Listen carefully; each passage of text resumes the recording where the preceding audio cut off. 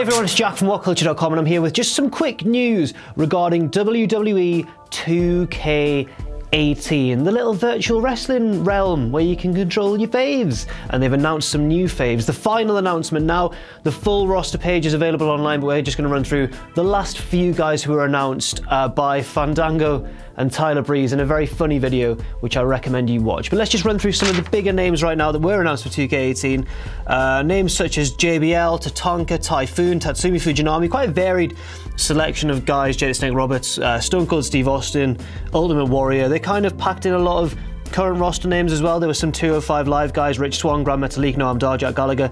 No like huge surprises in terms of current superstars. I think the big story here is more omissions. I actually wrote an article about this earlier last week on WhatCulture.com, biggest superstars who won't be in 2K18, and I think most of my predictions were correct.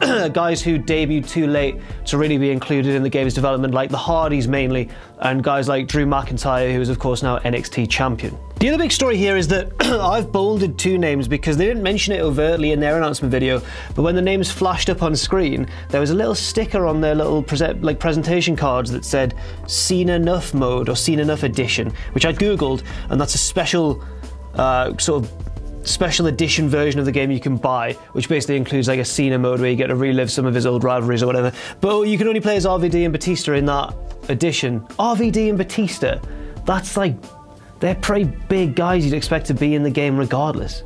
I guess in today's day and age, there's always scope for exclusive content really, but seems a bit disappointing. Also, of course, there's no Hulk Hogan. I was really looking forward to seeing if Hulk Hogan was going to be in the game because it's quite interesting either way. They've decided to leave him out again, which always like infers whether he's going to come back in the real WWE, and I think it could be a few years before we see him yet if they're not willing to put him in the game. But who really knows for certain? If he was to return to the game, would you agree with that even? Would you even want him to be in the game?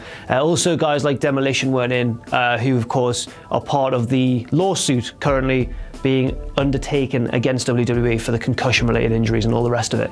But yeah, that's the updated roster list. For the full roster, you can find that online. It's complete now. You'll know all the superstars you can play as in the game. I've been Jack from WhatCulture.com. Thanks very much for watching. Leave your thoughts down below, and I'll see you soon.